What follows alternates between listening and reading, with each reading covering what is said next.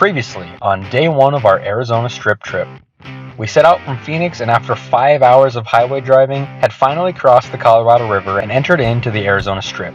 We climbed 25 miles through the dusty and rugged Vermillion Cliffs before staying the night at the incredible White Pocket, a geologic marvel deep within the cliffs themselves, and just a couple miles south of the Utah border.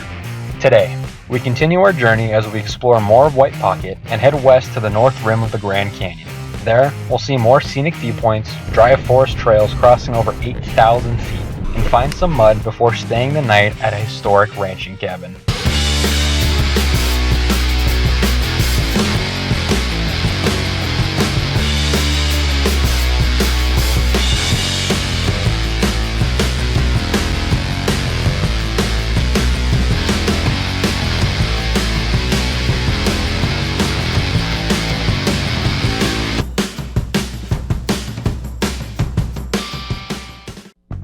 After a cold but restful night, I was up just after sunrise.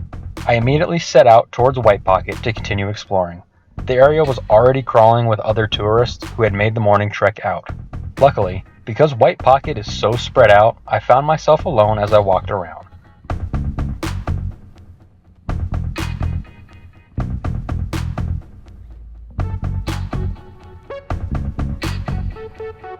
Small puddles of water remained from a recent storm, and around every corner lay a new feature to check out.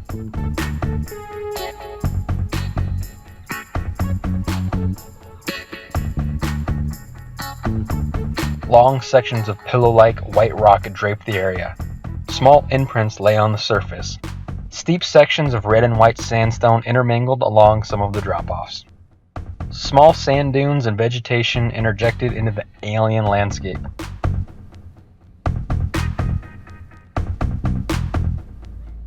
After nearly 2 hours of walking around, I finally made it back to our camp where Daniel was just getting up. His air mattress had deflated during the night, but thanks to the soft sand we camped in, meant that it had been a decent night for both of us.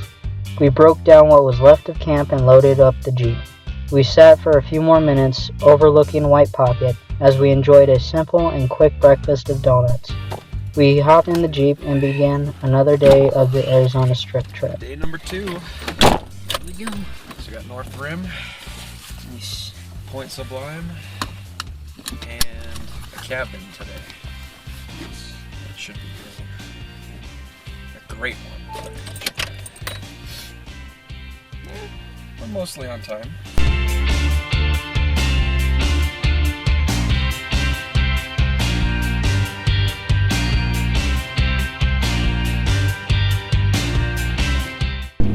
So long, White Pocket. That was beautiful.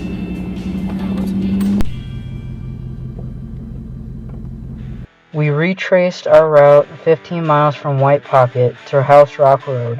The trail was still bumpy and rough, but we had no trouble whatsoever. Once back on House Rock Road, we headed south for about 9 miles before airing back up. Of course, the air compressor was buried in the absolute most inconvenient place.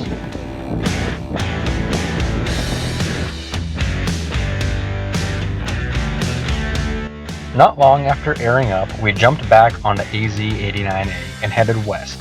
Immediately, the road began a rapid climb, and it twisted and turned towards Jacob Lake.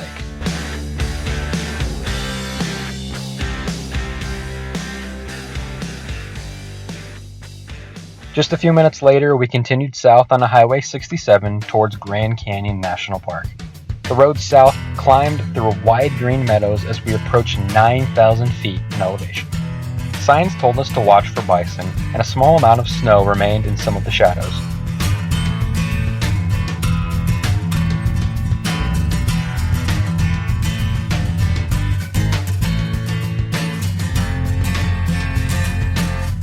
About 40 miles later, we arrived in Grand Canyon National Park. We headed south to the visitor center and overlooks, where we made a quick stop to check out the view.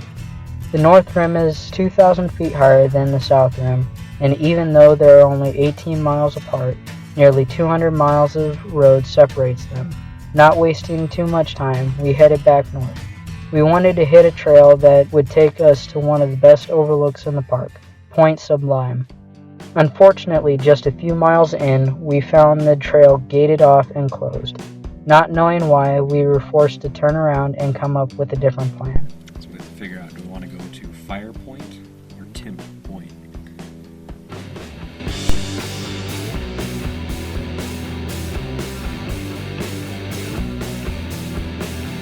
It was about 2 o'clock when we topped off our gas tank just a few miles north of the national park at the North Rim Country Store.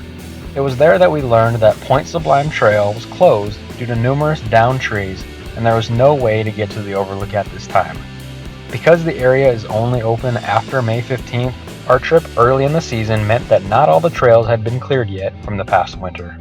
After consulting the locals and a map of the area, we decided to head for Fire Point to the west of Highway 67. Jeeps everywhere. Oh my god, this is Jeep country, man. We headed back south briefly and turned west onto forest roads. 24 miles, gear down. Should have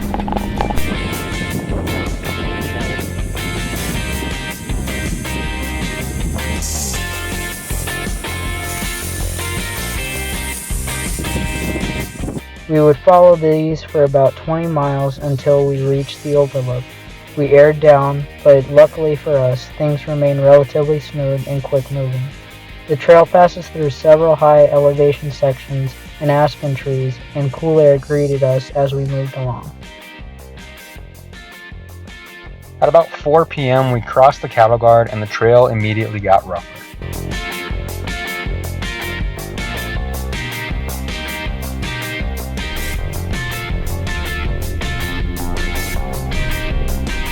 The trees on either side of the trail were narrow and our pace was slowed.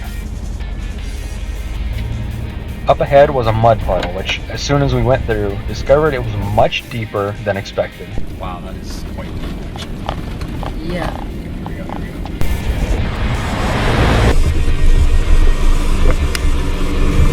We kicked it into four-wheel drive as we slowly trudged through the deep puddle.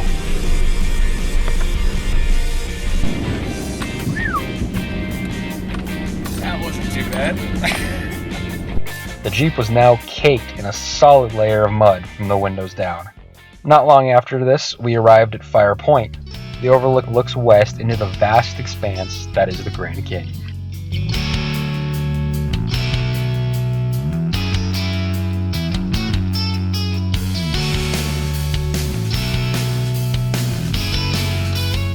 We took this scenic opportunity to break for a late lunch.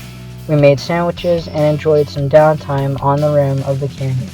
However, it was getting late in the day and we still needed to cover about 25 miles of forest roads before our overnight stop. From Fire Point, we continued east for a few miles and then headed north. The windy forest roads were quite scenic. Numerous downed trees all along the road were evidence that this area really can be inaccessible depending on the time of year you come out.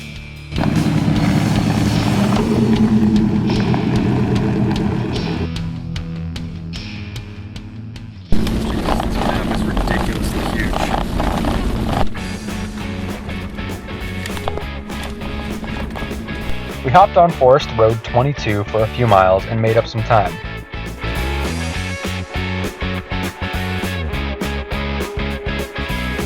A few minutes later, we turned off on a 447. The last 15 miles would be rougher and slower.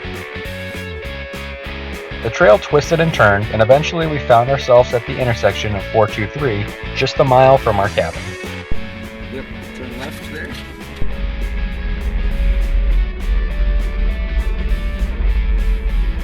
Oh, that's the cabin.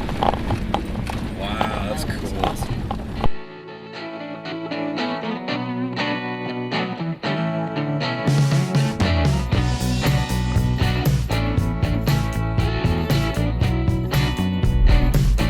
It was just after 6:30 p.m. when we arrived at Jumpup Cabin at the end of the road. Home sweet home. Let's go. Actually, we need a combination.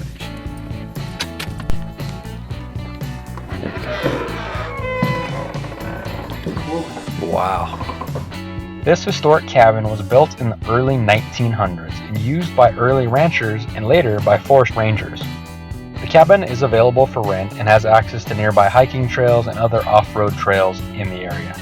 We were pleasantly surprised with the cabin's facilities.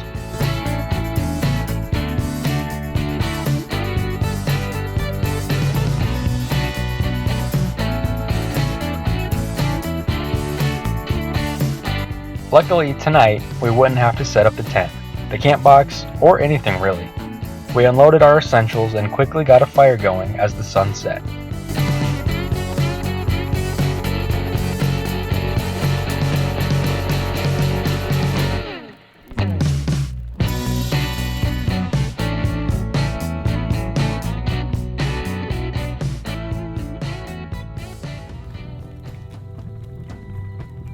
Tonight's dinner would be a simple one, but an old favorite.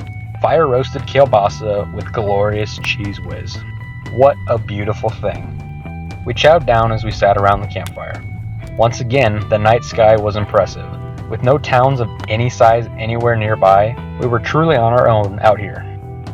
We called it around 11:30 p.m. and retreated inside the rustic cabin for the night. It would be nice to have a roof over our heads and actual mattresses to sleep on before another 2 nights of camping. Next time, we continue west as we take on day 3 of the Arizona Strip. We'll head from the cabin to the scenic Jumpup Point, and then head north to the small town of Fredonia to resupply. Then, we'll continue 60 miles south into the remote but stunningly beautiful Turtleweed Point of Grand Canyon National Park before camping for the night.